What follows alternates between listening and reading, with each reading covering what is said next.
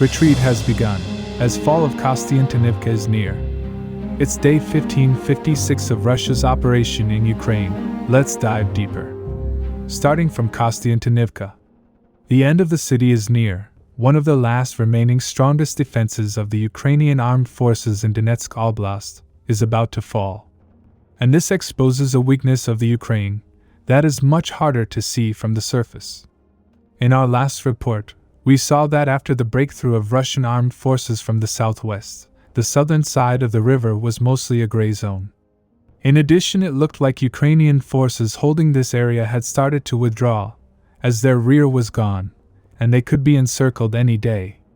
Furthermore, as Russian forces have now started intensely attacking from the north, there is a chance that 60% of the city could rapidly collapse.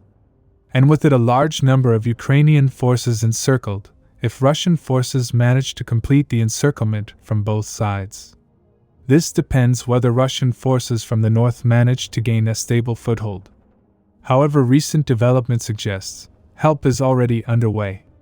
Because in the latest report, Russian forces from the south have managed to completely dismantle the defenses of the Ukrainian forces. Russian sources claim their assault troops have penetrated most of the urban areas of the city on the southern side from several directions. Not only this, they even managed to cross the river and expand the gray zone on the other side. Keep in mind, even if we have the geolocation of Russian forces in several of these areas, we will consider it a gray zone until they clear every building. However, as you can see, there are now only a couple of streets left before Russian forces could close the encirclement. This means Ukrainian forces holding the eastern part of the city could be encircled any day.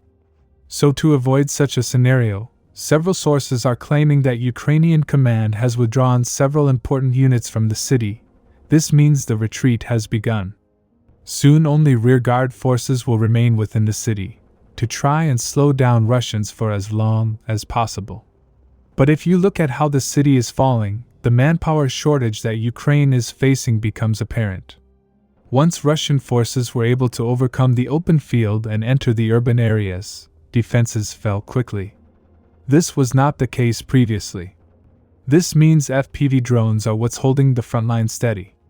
If Russia somehow manages to disrupt or surpass the FPV drone on a single section, a big breakthrough could be seen.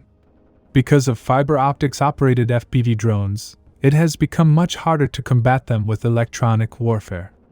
So many analysts have suggested striking the drone operator bases.